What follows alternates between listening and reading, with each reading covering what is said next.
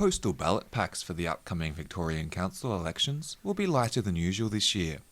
Controversial legislation pushed through state parliament by the Liberals, Nationals and Greens will see how to vote cards removed from the packs, a decision which Victorian Greens leader Greg Barber hopes will diminish the influence of so-called dummy candidates. People have been manipulating council elections for years by running these dummy candidates who aren't really trying to get elected, but they're actually there to feed preferences back to the person who's orchestrating it all.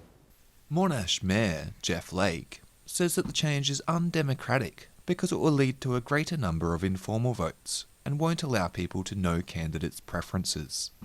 It removes the ability for both candidates and voters to cast, or for voters to cast, informed votes.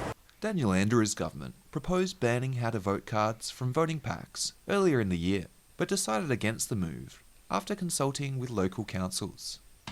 They were convinced by the overwhelming flood of opinion from both the community and from councils that this was a bad move. Well, of course, incumbent councillors think that the system that elected them is the world's greatest and fairest electoral system. City of Casey councillor Gary Rowe says he supports the removal of the cards because of the effect it'll have on dummy candidates. I don't believe in running mates. I think it corrupts the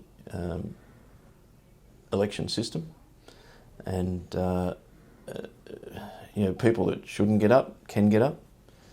With council elections coming up this October, those wanting to run dummy candidates will have to shell out some extra cash to send out how-to-vote cards themselves. Some of these people who are kicking up a stink about it, well, we'll see if they're still on council at the end of 6 weeks of campaigning. No matter what the makeup of Victorian councils after the election on October 22, the new rules around how-to-vote cards will remain contentious. Josh Harris, Newsline.